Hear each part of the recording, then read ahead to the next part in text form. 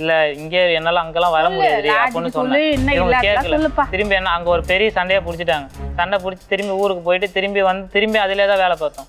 இவங்க என்ன சொன்னாங்க, நான் மாசமா இருக்கிறேன், எங்கள் துணைக்கு எங்கள் அம்மா நீ உன்னை பார்த்ததில்ல, எங்கள் அம்மா பார்த்துக்க மாட்டேங்கிறாங்க, எங்கள் அக்கா பேசலை, யாருமே பேசலை, இந்த மாதிரி நான் நீ தான் என்னை பார்த்தவனும், சரி நான் பார்த்துக்கிறேன்னு சொல்லிட்டு இவங்க இருந்தாங்க. போயிட்டு பிரியாணி வேணுமா, பிரியாணி வாங்கிடுவோம்.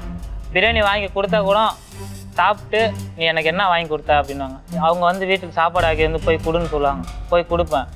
அவங்க அப்படியே வச்சிருப்பாங்க. அம்மா கொஞ்சம் பேசாம போய் சொல்றேன் மேடம்.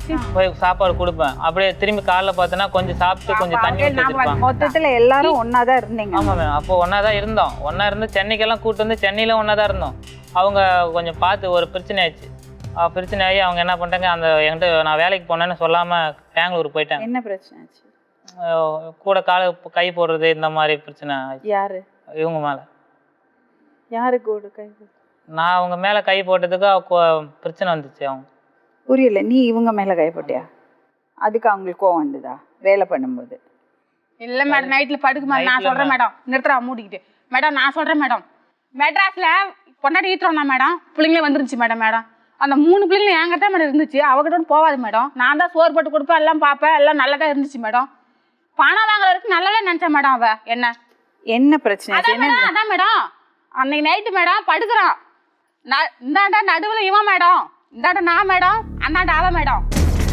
இப்படி லைட்டா அப்படி மோதிச்சு மேடம். இவ கை வந்து என் மேல பட்டுருச்சு மேடம். அதுக்கு பாத்துட்டா மேடம். அவ ஏழுச்சு விடாம ஆளே காணு மேடம். ஓடி போயிட்டா மேடம். ஊருக்கு டேய் தம்பி ஹரிச்சந்திரா முன்னாடி இப்படி நீட்டிட்டு படுத்து சைடுல திரும்ப கூடாது. என்ன திறமை!